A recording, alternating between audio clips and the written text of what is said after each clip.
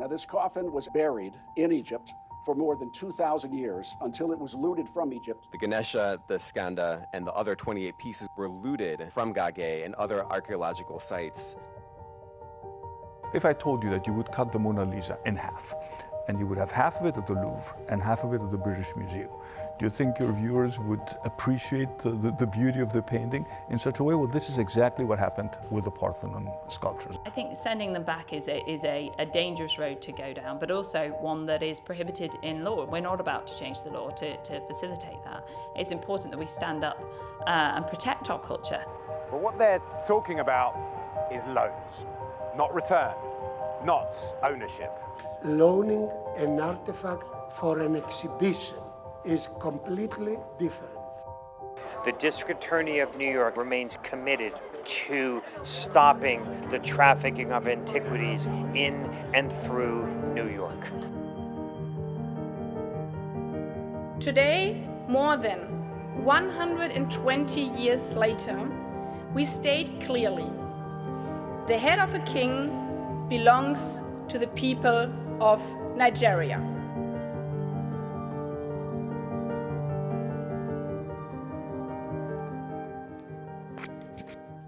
Well, welcome.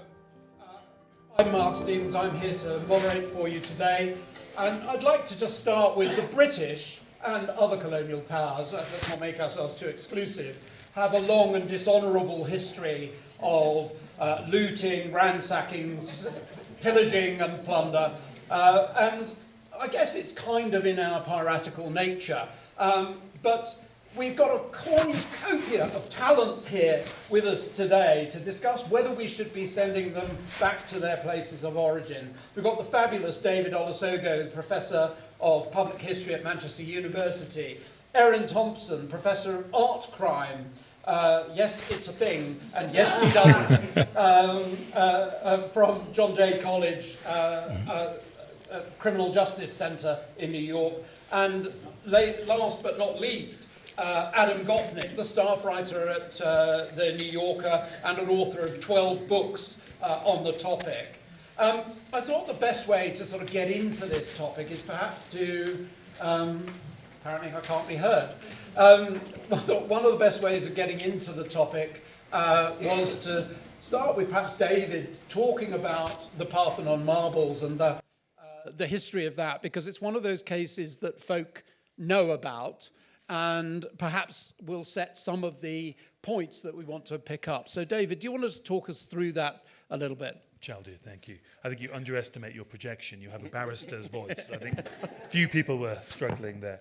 When I was asked to talk about this, I was thinking about the last World Cup. One of my best friends, a fellow friend I wrote a book with, is Danish, and England was awarded a very dubious penalty which they scored, which allowed them to win the match. And my Danish friend emailed to me and said that penalty belongs in the British Museum with all the other stolen stuff. And because the story is out, really, about the extent to which material in the British Museum and other museums comes from a history of conquest and colonization. But in some ways, the poster child is the story of what in England, until very recently, were always called the Elgin marbles, and now more properly, I think, are called the Parthenon sculptures. They were taken from the Acropolis in Athens in 1801 by Lord Elgin, who was a Scottish member of the aristocracy. There's a very dubious story about the extent to which he did or did not have permission to take anything from the Acropolis, which was in a terrible state. Greece was occupied by the Ottoman Empire. The Parthenon had been damaged in a war, I think the 4th or 5th Venetian Ottoman War. Venice had more things to worry about in those days than cruise ships. And with very dubious permission, he spirited a huge collection of these sculptures from the Parthenon and other structures back to Britain. Now, he did this for personal gain. This was to create a private museum in his house in Piccadilly in the centre of London, which he did. Let's have slide 1.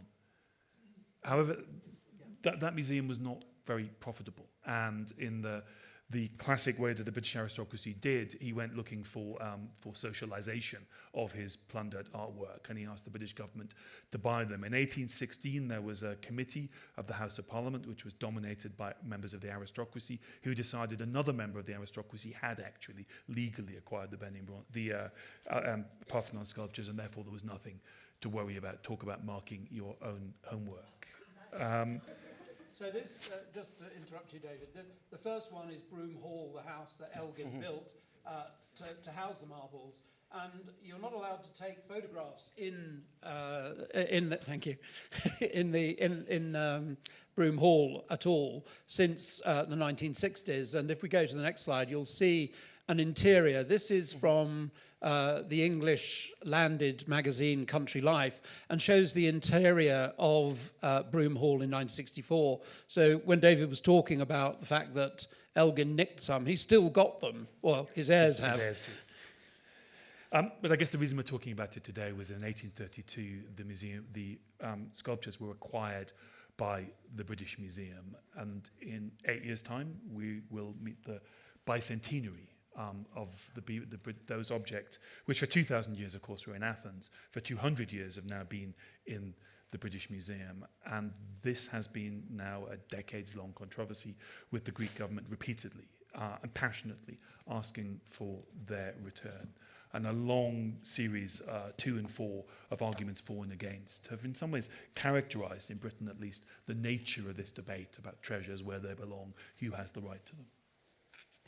Yeah, thank you. I mean, this is the British Museum, and sort of the fetishization of Greek stuff at this time. You'll see that the pediment is a tribute to it, and also if we go to the next slide, you'll see that these are some of the artifacts in the British Museum, and one of the discussions that we'll have is around safeguarding and museum safeguarding, and these were scrubbed clean. If we go to the next slide, this is what they looked like originally. And Lord Duveen, who was another crooked British art dealer, specialising in nicking stuff from antiquity, insisted that if he was going to pay for a museum, they had to be scrubbed clean. So this raises the question of whether or not issues of whether they have been properly catered for. And in fact, during COVID, the museum's gallery sprung a leak. And now the joke at UNESCO is it still reigning inside the British Museum? So not really looking after it. If you'd indulge me for a second, Mark, I just wrote a list of the events that have been questioned in regard to safeguarding. The sculptures were damaged when they were removed. Some of them were cut in half. They were damaged in transit. One of the ships carrying them actually sank, and the marbles had to be salvaged by divers. They were damaged by the coal pollution of Victorian and then 20th century London. They were damaged by the cleaning attempt of 1838 that Mark mentioned. They were damaged by another cleaning attempt in 1858. They were discoloured and damaged yet again in 1938, another cleaning attempt, and we had the leaking roof a few years ago. So the safeguarding question, they're not the best case study to put forward. Well, maybe they are if they're going back. Yeah. I wanted to move on, and that sort of sets the scene at the moment, and we'll come back to the marbles as a sort of reference point. But I wanted to ask Adam to talk a bit about the next slide, which is the San Marco horses, and the way in which that story fits into this general overview. Sure. Two things. First, I haven't written 12 books on this topic, but on a variety of topics. Secondly, I see that I've been seated down here at the far right of this panel, so I shall take up that role and be the voice of reaction in order to sustain an argument. Let me preface it by saying that I had an experience which I'm sure is not unfamiliar. I did a debate many years ago with Joan Connolly, the great historian of the Parthenon frieze, who actually has a somewhat eccentric view that it celebrates human sacrifice.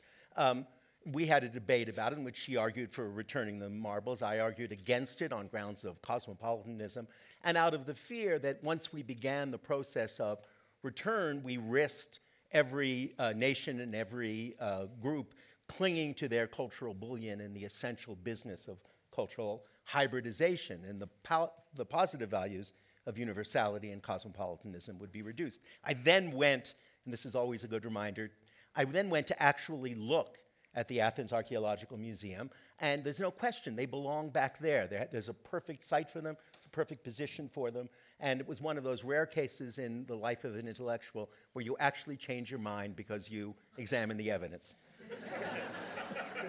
Oh, come on, prejudice is distinctly underrated. It's not contagious, is it? No. You can remain entombed in your ideology. That's a relief. Here in Aspen. But I wanted to bring up what is in some ways, I think, a provocative counterexample. I show you here, of course, the 4 great horses that stand astride San Marco not a cathedral, by the way, in Venice, and have been the symbol of Venice for a very long time.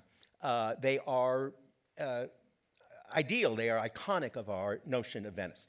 Their history, however, suggests something far more liquid, labile, and complicated. They were made by the best guess now, probably somewhere in Greece, probably in the 4th or 3rd century BC, found their way probably, though not certainly, to Rome, certainly found their way to the Hippodrome in Constantinople, where during the 4th Crusade they were stolen by the Venetians as part of the Venetian sack of Byzantium. They then came back to Venice, where many hundreds of years later they were stolen again by Napoleon when he sacked Venice in turn and sent them back to Paris with him. At that point, the Venetians, in an early instance of a cultural indignation of this kind, demanded the return of their property after Napoleon was defeated, and indeed the property was returned, with the additional note that the horses couldn't withstand the conditions of the outdoor conditions of Venice, and so the actual horses are now in hiding behind, and the horses we see and love are replicas, very good replicas made much more recently. Now, I tell you that whole story to suggest to you that that seems to me more typical of the passage of cultural artifacts through history and from nation to nation than a simple tale of, which indeed certainly happens. I wrote in a book of mine called Winter about the theft by Admiral Peary of 2 vital pieces of iron that the Inuit people had kept forever. It's a clear case of looting demands restitution. But I think this is not atypical at all. Who owns these horses? In a very real sense, they're as much part of the classical Greek inheritance as the Elgin marbles are. That's where they were made, and if the Greeks demanded them back, it would be hard to come up with a counter-argument. They certainly never lived in Greece for long, and they weren't part of that culture. They were very much part of the culture of Byzantium, where they lived for the longest period in their history. But if there are no Byzantines anymore to demand them back, and to send them back to Istanbul would be to allow them to be reclaimed by a culture that in fact is alien to, was the conqueror of. I think this is a really interesting point, Adam, and you're really starting to get at the grit of this. I was going to go to Erin and say, you're a professor of law and culture, and just how important is this idea of ownership? So we have, Elgin nicking them, and you have these being sacked through war and conflict, or perhaps even traded. So what role in restitution does lawful ownership play? Well, what I think about when I consider repatriation cases is what would the effect of that repatriation be? Mm-hmm. If I could have the first slide of Nepal. So I have had the privilege in 2021 of going to Nepal to see Slide 8. The first ever repatriation of a Nepali artwork back into the shrine from which it had been stolen. So it wasn't that they claimed it from the Dallas Museum of Art, where it was, and then put it in a museum in Nepal. They cleaned out this shrine, which you see here under preparation in the town of Patan in the Kathmandu Valley. And the next slide, then they had a ceremony and returned it to worship. So there, the bigger sculpture you see there, that's at the end of the ceremony. And in the museum at the auction house, after it had been stolen in 1984, it was scrubbed off. It was a sculpture. But back in Nepal, it became ontologically changed back into a living deity again. And the ceremony was to invite the deity, in this case Lakshmi Narayan, to re-inhabit this statue and then be able to spread its blessings to the community. So you can see all of these offerings of flowers, of perfumes, of music, of food to give to the god, and it looks like it never left about 10 minutes after it got back home. So I think that is crucial for repatriation, where it can be back into the community of use rather than sort of technical legal ownership. Who cares? Community of use is what I want. Or I think there should be repatriations, which are museum to museum, if that repatriation decreases the likelihood that more archaeological sites will be looted, that more shrines will be broken into. So I hate to say it, as someone who has a PhD in Greek art history and now is a lawyer who studies repatriation, the Parthenon marbles I could care less about, because if they're in England, if they're in Greece, it's not going to stop anybody from continuing to pick up a shovel and dig archaeological sites, which happens all over the world continually. So what are you thinking, and maybe we could turn this into a wider discussion, what are you thinking are the sort of rules that you feel we should apply as a society to repatriation generally? You obviously think things that have a living religious experience should be repatriated, so we're not going to be sending Egyptian sun gods back to Cairo anytime soon. What other areas do you think are legitimate to have a look at? David? I mean, to me, I think what both my fellow panelists have said, and to pick up on what Adam's point is, I think it demonstrates the reality, which is each case is different. Yes. And this is immensely complicated. And anybody who is 100% for or against restitution and return is not engaging with the complexities and is not having a grown-up voice in this debate. These are extraordinarily complicated, challenging, contradictory stories. Some of these stories, I defy anyone to work out where their proper place could be. The other element, which I think is absolutely fundamental, is that there are, in many countries that claim objects from museums all over the world, a desire to use them as icons to build new nationalisms or to shore up ethnic nationalisms. And we need to recognize that some of these objects, I should say, have been fetishized for political reasons rather than cultural reasons. Anyone not engaging with that is not involved in the debate. I also think that there are all sorts of false flag arguments being made about the danger to the Western Universal, like Encyclopedic Museum, whichever phrase we want to use. Now, I absolutely believe that the Encyclopedic Universal Museum is one of the greatest achievements of human civilization. But the idea that they're under threat because a very small number of objects are subject to these debates and these discussions and these requests and demands is to misunderstand the scale of those museums and the scale of their collections. So I'll wrap it up there, but I think we have to recognize that this is an argument in which there are groups of people who aren't engaging with the facts and the complexities, and there are other people who are engaging with this really as bad faith actors because they can see votes or they can see monetization and division within these debates rather than engaging with these complexities. I have to say, when we mentioned the Universal Museum, which is this idea that everyone around the world should be able to go to a museum near them and see the shared cultural heritage of humanity, which is a wonderful idea, but in practice, a little more problematic. And I always think of something that happened when my daughter was about 3. She snatched a cookie from her older brother and started running around the apartment as he was chasing her, trying to get it back, and she was screaming, "I sharing! I sharing!"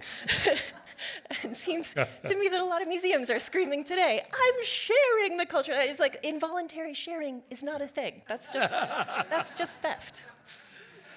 Well, I too have a daughter who stole a Fig Newton at a crucial moment in her career, and she's with us today, actually, to speak for appropriation, cultural appropriation at the biscuit level. Let me add to that only, and I say this again, having been seated to the far right here, partly to be provocative. Why is it more valuable philosophically to have a living work of religious art, a deity, than it is to have something that is taken as a piece of the cultural heritage of mankind or as a thing of beauty in itself. You mentioned Duveen a while ago. And the truth about Duveen is that his dally in antiquities was rather small compared to his vast business in essentially taking altarpieces out of Italian churches and selling them to American collectors and museums where they are today. Do we really want to make a case for the restitution of those altarpieces to the churches from which they were taken? They were bought legally, and yet at the same time, the argument, as we know, is often made that the power relation was so unequal that to talk about buying and selling is extremely misleading. When I have all the money and you have none, we're not making, in some sense, a fair bargain. But one can extend that logic forward to things like French Impressionist painting in American collections, right? The preponderance of great French Impressionism, post-Impressionism, is in American museums, including things like the Grand Jatte, which could not be more emblematic of French civilization and French culture. Now, it got there because Americans appreciated it at a time when the French did not, but it is not infrequent to come upon French museum people who will say, it wasn't that the Americans appreciated it, it was that the Americans appropriated it. They came in with big Chicago money, they slapped it down, they took it away, and it really should be part of French cultural inheritance. I mention all this not so much to offer a view, but simply to reinforce exactly the point that these cases are individual, peculiar, idiosyncratic, and I think you've all three made this point very powerful about it being multi-layered. I just wonder whether there are some themes we can draw out of it. So it seems to me something which is emblematic of a people's or an indigenous group or something of that kind, something which is religious, or perhaps something iconic of a society, a time, or a place. Probably fall into the restitution category.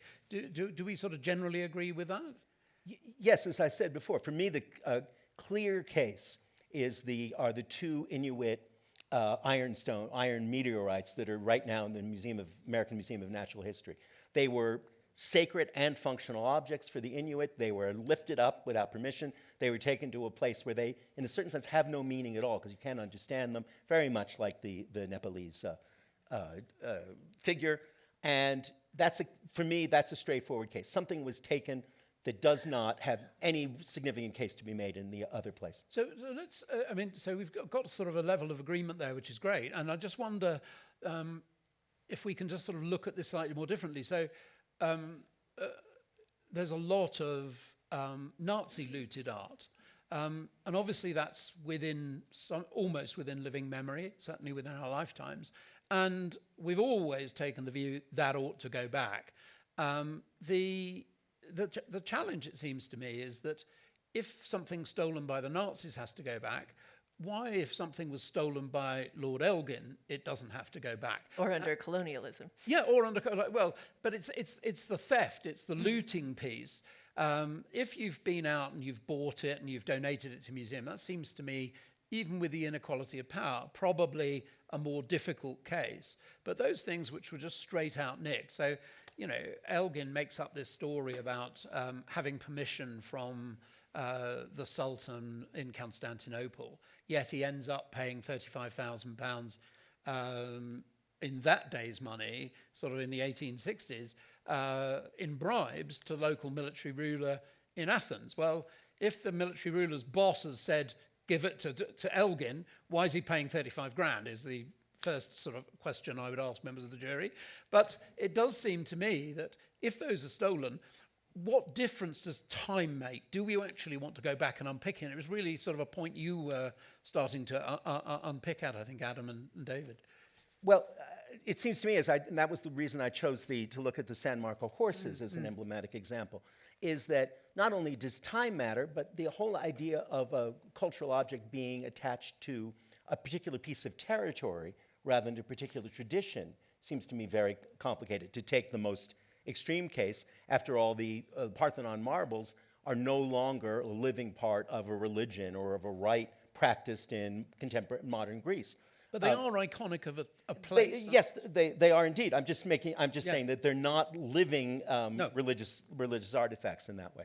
The other risk I think that we sometimes come to is to tell too simple a story of evil colonialists and the innocent depreded. If I may just quote something that my friend, the great Ghanaian philosopher Kwame Appiah wrote. He said once, "My point is that to take restitution seriously, we must not rely upon the overly selective, one might say curated histories that enemies of the Encyclopedic Museum often survey. In polemics about the British Museum's, alas, history is something that Europeans visited upon Africa.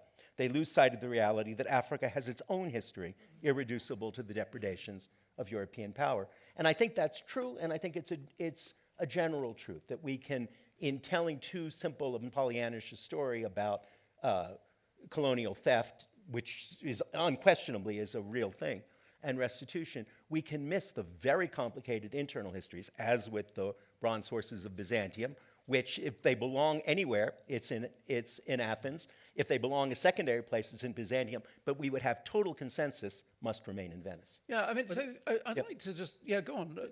I want to get into the I think this slightly understates the centrality of cultural acquisition and looting to imperial powers. Loot is an Indian word, and it appears in the English language in the 18th century at the time the East India Company is looting India. After the destruction of the Summer Palace in Beijing in 1862, the first by Elgin's son. By Elgin's son. This is a family habit. The first Pekingese dogs were brought back to Britain. One was given to Queen Victoria, who named it Luti. There is a picture of it in the royal collection beside a Ming vase. British museums and British universities and British collectors had their agents involved in the raids of empire, the punitive raids, the attacks, the assaults. They were attached to military units. The Benny bronzes that we can see on screen, one of the reasons for their sale, probably the main reason, according to the Admiralty who launched the attack, was in order to defray the costs of the attack. This wasn't a case of things falling into the hands of Europeans. This was actually part of the process of colonization. These figures were attached to colonial expeditions, and alongside the people, the men whose job it was to find and secure and loot these objects were men whose job it was to find and secure and loot human remains, skulls, body parts. Now, but couldn't we add to that, though, David, that the history of looting, though exemplified by British actions in Africa, is a much, much more ancient one. But there's nothing that's true. The Bible gives clear rules about how you loot, when you loot, and why you have a right to the loot that you've looted. And worse things than looting. And slaves. But there's nothing distinct about the British. We have this debate in Britain where people like myself were accused of saying that the British Empire was exceptionally bad. And people on the opposite side say it was exceptionally moral. There's nothing exceptional about any of these empires at all. All empires engage with this. But this is our history. This is the bit that we need to engage with. That we have the power to control it. I'm interested in picking up this point about looting of skulls and bodies. I mean, I'm thinking particularly about Tasmanian and other Aboriginal remains. Erin, what's your take on those kinds of cases? I think we need to think much more about it. Last year, I published an article on the human remains collections at the American Museum of Natural History in New York, and they have about the remains of 12,000 people, which, if you dug graves for them, would take over the whole campus of the museum. And they just did not reveal who any of those the identities of those, the sources of those, aside from Native Americans with whom they were federally required to do so. So I started to dig. They used to brag about donations in annual reports, in old publications, and I located, sort of roughly geographically, about 10,000 of those remains. So there's from Tasmania, from definitely, most of them are from indigenous people around the globe. And so when that piece came out, the museum changed their repatriation rules. So now they are saying they're making it much easier to give these things back. But I think that's another case where it's not about fixing past injustices. There's so many injustices. It's about going forward, what can lead to healing and strength, and not continuing by displaying these looted human remains in the museum, for example, continuing injustices. I think one of the false flag arguments is that this is done out of a sense of moral purity, for that synaptic rush of self-righteousness. I don't think that's the case. I think what's happening is a generation of curators, a generation of historians, are reassessing the stories of empire and realizing and being open about some of the terrible things that were done in the name of empire, and trying to see what little we can do, because these facts are facts, this history has been done, to try to make amends in the small ways that we can, and returning human remains to societies for whom, I mean, I know someone in Namibia whose great-grandfather's skull, not his, so his, I should get this right, his head, his severed head is in a glass jar of alcohol in a museum in Berlin. It's not on display, but that's not an ancestor in the kind of cultural sense, but in the familial sense. It's in the Charité Hospital in Berlin. I mean, I think one of these things that I find really interesting is that I think whilst all Aboriginal claims are interesting, the Tasmanian ones are particularly interesting to me. And I know you're doing a new TV series, so watch out for that, folks, on the Tasmania. And there was a genocide which we, the British, committed down there. We used to hunt people, which is sort of part of the point Adam was making. And those, at the time, it was sort of when Darwin was very current, and they thought that this was an isolated community and that they were a lower point on the evolutionary scale. Living fossils. Yeah, living fossils, yeah. And so that's why they were taken and, you know, sort of put on mantelpieces as talking pieces. So where do you come with the return of those kinds of things? Well, I've walked there's an island off Tasmania called Flinders Island, where those who were evacuated from the war of the 1830s were sent supposedly for sanctuary. Actually, they were proselytized and they died in huge numbers. And that cemetery is empty. And it's empty because the skulls are in museums, mainly in England, some in New York. And it's really easy. I talked to the descendants, the mixed race descendants of the Tasmanians, and that is a living wound for them. And it's not complicated in that case. I mean, arguably the last full-blooded Tasmanian woman to slip into 19th century language, Truganini, she begged on her deathbed in 1876 not to have what was done to her body to the other last 6 indigenous Tasmanians, which was to become a racial scientific specimen. She begged for that not to happen. She knew it was likely to happen, and her grave was exhumed, robbed, I should say, within 24 hours of her death. She was eventually given the cremation she begged for as an old woman in 1876, and that was in 1976. So one of the most tragic, and I think also one of the most, the areas where we can do the most with restitution to heal these wounds, or begin to heal these wounds, is in this story of human remains. I think that's... sorry, Adam. No, I was just going to say, that brings me back, and again, from my perch here on the far right, that it brings me back to the first thing you said, David, that each of these things are empirical questions or historical questions to be decided on their own merits. I don't think there's anyone in this room who would doubt that human remains are not cultural artifacts in any meaningful sense, and they belong with the people's, an extended family in a sense, who possess them. But do we feel the same way always about funerary garments and funerary statues? Our museums are filled with them. Returning them seems to me of dubious value, given that the particular, as we said before, the particular rites and religions and rituals are likely to be defunct by the time they get back. And also, let me add, one of the reasons that we have universal museums, which have a plethora and overflow, is that it's a very specific 19th century romantic Western idea that cultures can be viewed on terms of equality.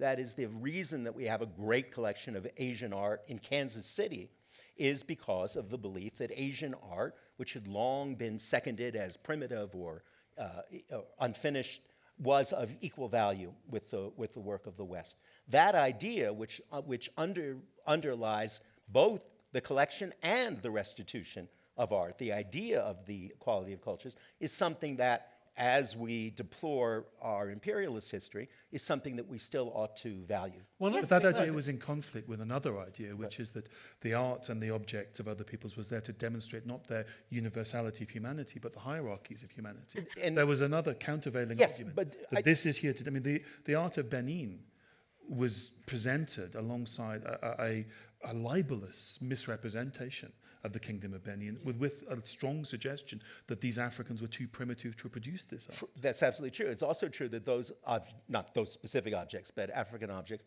were presented alongside Cubist painting exactly to make the point that they were the real fountain of form from which modern art must flow. But both traditions are true. Yes, both traditions are true, but they're in quarrel, wrestling with each other. There's also something that we have which is almost a legacy of imperialism, which is we look at things from a Judeo-Christian white Western approach.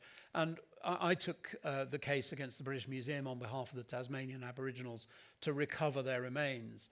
And I did two things. I was really moved by this case because the people from Tasmania still believe that they can't enter the dreaming, their state of heaven, unless and until their olds are buried in their own lands.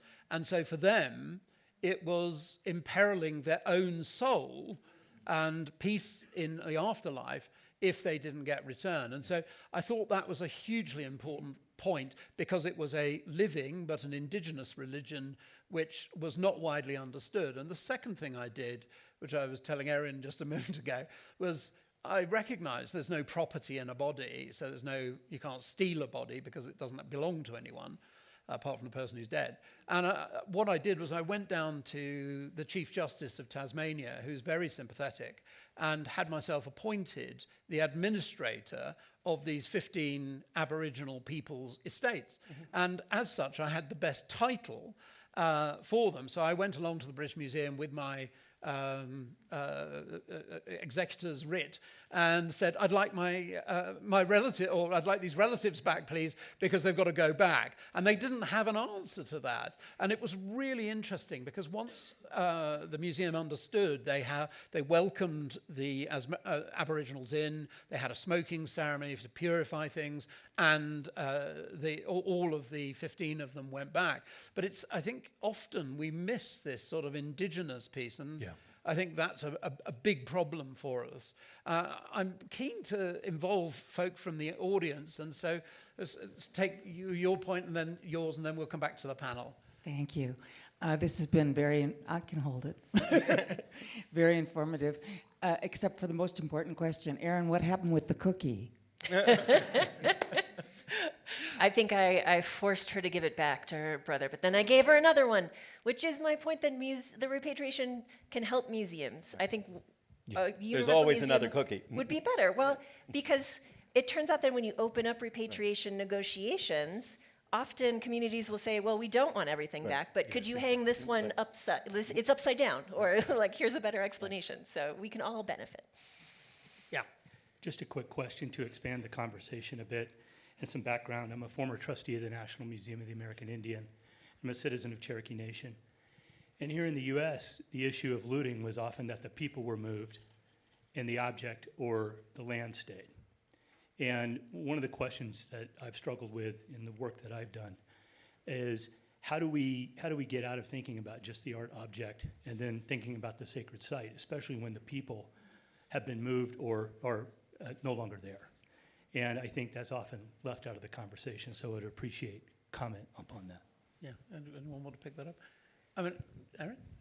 Well, just to say, too, that when people say, oh, objects are so well cared for in American museums, I'm like, do you not know the cultural genocide of all so many Native American sites and objects? So it's so hypocritical. But yeah, to me, it's one piece of the puzzle, the object, the sites, the people, and it's just the piece that I'm most qualified to work on. So I don't think it's the be-all and end-all. One of the things that's been really interesting with the litigation for repatriation, I was chatting to the General Counsel at the Ford Museum, and he said, well, nobody pays money, philanthropy, to have an empty museum.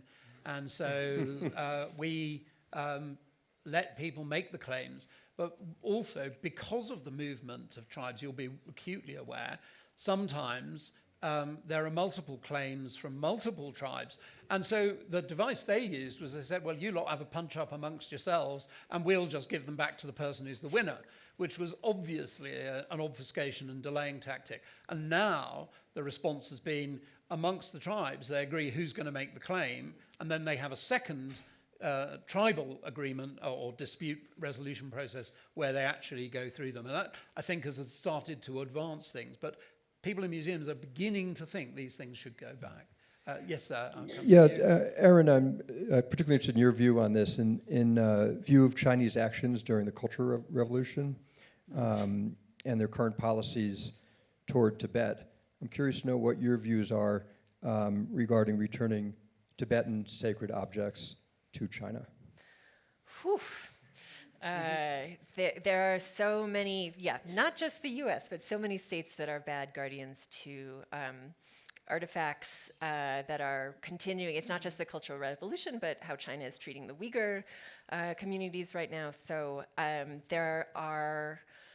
there's what the international legal agreements say, and then there is what you can negotiate in good faith. So the Tibet House of New York has a very interesting response, which is they have a repatriation collection where they are holding objects for a free Tibet someday. So I think we can get creative, but everything has to be done in negotiations with source communities. Instead of just saying, oh, well, I think China would not treat this well, so therefore I'm going to keep it in my museum, like without any consultation. You've waited a long time, and as have many others, and I've got you and you. So if you could go to you and then to this lady over here afterwards, and then we'll come further around. Thank you very much. I'm curious if you would speak about how the best way would be to show human remains. I mean, there's places like the Wellcome Trust in London or the Mutter Museum in Philadelphia. Is there a role for these museums? And if so, how to show them appropriately and respectfully? David? Well, I have to admit, in a way that's probably not very professional for a historian, I'm very queasy about human remains on display, even when we're talking about Egyptian remains that are thousands of years old. I can never get past the fact that this was a human being and can never be an object. Objects that were taken in order to substantiate, because human remains were the raw materials of developing racial science and social Darwinian forms of racial science. They were taken for, not just in a tragic and violent and extractive way, they were taken in order to produce an evil idea. I think they are particularly tainted, and I don't think they ever can be displayed. Objects taken from a people to prove that people were less than, subhuman, I don't think are redeemable. And wherever there is a demand for their return, I think that they should, if possible, be returned. However, very, very few of them are on display. Museums like the Pitt Rivers have very much changed their approach to human remains. I think it's evolving and it's developing. The biggest problem I can see is there's still a denial, because this is the hardest thing for museums to acknowledge. I think some of the challenges that museums like the British Museum face is that this discussion about restitution is part of a bigger, awkward discussion, uncomfortable discussion about the British Empire. And the story about human remains is a deeply uncomfortable story about racial science and its evolution. We've been very good at not having these conversations, not having these debates for a very long time, and it's a very difficult habit to break. And I mean, I just wonder whether there's also a question in here that we're not really addressing, which is about the Victorian idea of the encyclopedic museum, which both of you had adverted to, whether in the modern era we should be reassessing that. I think it should be reassessed. I think there is a place for a universal museum, but I think it needs to be more global in a material sense. Isn't there a strong case to be made for sending much more Western art and artifacts to universal museums established by philanthropic foundations in the developing world? That seems to me to be a valuable. Let's have Michelangelo's in Baghdad instead of everything in London. This woman here, yes. Yeah, this is terrific. I wanted to just raise a couple of things. One is about monetization and prestige. Which is actually the tail end of the Imperial Project. You don't have these things in the British Museum for no reason. They give the British Museum prestige. They bring in money. It's a business. I sit on the board of the Baltimore Museum of Art, so I'm aware of the economics of this situation. And one doesn't go to Berlin without going to the Pergamon Museum. And I mean, so there's a sense in which we talk about the kind of imperial project as though it's the past, when this is in fact still the tail end of it. And I think there's a lot of ways we could kind of walk through the difficult channels that some of you all have identified by making distinctions between loan and ownership. So the idea of these encyclopedic museums that are all over the developing world, I think it makes perfect sense to imagine that pieces would move throughout the world so that everyone would have an opportunity to see and experience them. That is completely different than ownership, which I think is really the nugget of the problem. And then the second thing is the support for museums in those in the global south, as is happening in Ghana now with the creation of a museum that can house these treasures, because of course those who hold them actually have responsibilities to steward the treasures and to send them to places where they can be maintained, where they have the facilities and so on and so forth. So I wondered if you could talk a little bit about that, but also to make sure we don't lose the fact that this is not just art for art's sake. Art for art's sake. This is a business. There is money. There is prestige. Western museums get enormous prestige by holding these materials and having these collections. Right. And that's part of the tail end of the Imperial Project. Thank you. Could you pass the mic to this gentleman in front of you in the blue shirt? And is there other people? Could you just indicate? So do you want to answer that question, and then we'll come to the lady down here? Thank you for that. Let me just, if I can, enlarge on it just a bit by making the point that the case you're making for the circulation of art objects is not only, I think, a powerful one and a passionate one to remake, but it's also very much part of the whole history of cultural artifacts. One of my favorite recent books is Edward Klein's book on the end of the Bronze Age and the mutual destruction of Bronze Age civilization. I can't think of the title right now, but his point is that those civilizations, the Minoan, the Egyptian, the Mycenaean, and so on, far from being, as our romantic 19th century model would have, sitting on their own ritual objects and in their own way, were in constant circulation. So the Egyptians were hiring Minoan painters, who were sort of the equivalent of French painters at the time, to come and decorate Egyptian tombs. So it seems to me that our notion of narrow ownership is an anachronistic one, that if we actually look at the larger history of civilization, what we find is exactly what you're advocating, a view that involves the constant circulation of visions, objects, and artists from one civilization to the next. And doesn't that point the way to a future role for the Universal Museum, which is in crisis, which is discussing and debating what its role in the 21st century should be? This world of circulation, this world of partnership, this world of sharing monetization, yes, to me is, nothing about this is obvious, but I think the direction of how that Enlightenment idea, the universal idea museum might evolve in the 21st century, I think that pathway, that direction of travel, to me seems quite obvious. And the other thing, which is often forgotten in these debates, is the great problem facing museums is not calls for restitution, it's over-collection and the sheer burden of the size of their collection. The size of the basement. Yeah, exactly. The size of the basement. I'm a TV producer. I spent my career going to these obscure metal sheds outside provincial towns in different countries where the vast majority of the collections of museums are held. The British Museum holds 8 million objects, 800,000, so 80,000, so 1% are on display. There are comparably low figures for other museums across the world. Just quickly, if I can throw out one other thought that we haven't come to. I included the point that the bronze horses of San Marco are replicas now, and very few people realize that. One of the really interesting issues is, what can you use as a replica? And the technology is improving now to the point where you can really have atomically precise copies of objects, including the Elgin marbles. If you have an atomically precise copy, what is the particular value of the original? Is that not a direction, as with the horses of San Marco, arrived at empirically? Although, just quickly, I've been working on a case where a museum in the US has a painting from Nepal, and they have proposed that instead of returning the original to the monastery from which it was stolen, they will commission a replica and give the replica to I meant it the opposite way around. Yes, they would the return opposite it to way Nepal, sounds great. but keep an absolutely precise replica. Yeah, I mean, I think this is absolutely brilliant because just this morning I was sent something about the Parthenon. Apparently, they have created 3D replicas of many parts of the Parthenon marbles in the British Museum, because British Museum perversely allows 3D scanning.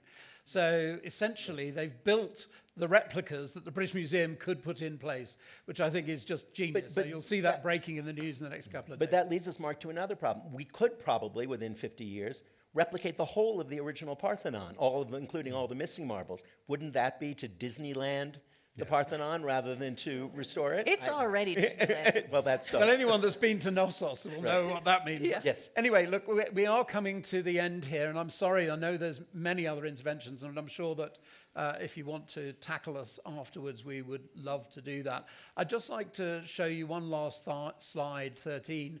And this is an interesting slight variation on a theme.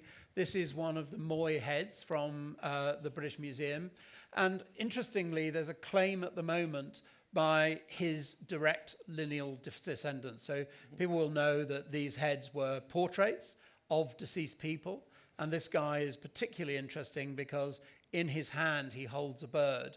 And he took them from ancestor worship to bird worship when there was no natural resources on the island. And so it's his lineal descendants which are asking for this, which was looted by a British sea captain, given to Queen Victoria, who looked at it and thought, what the hell is that? And promptly gave it to the British Museum. So, I mean, I think that there are some really interesting problems. And I think, you know, just the sheer engagement that we've had here today has been wonderful. And thank you for all of that. Thank you to this quite amazing panel, Adam, David, Erin, and please show your appreciation. Thank you. I really enjoyed that.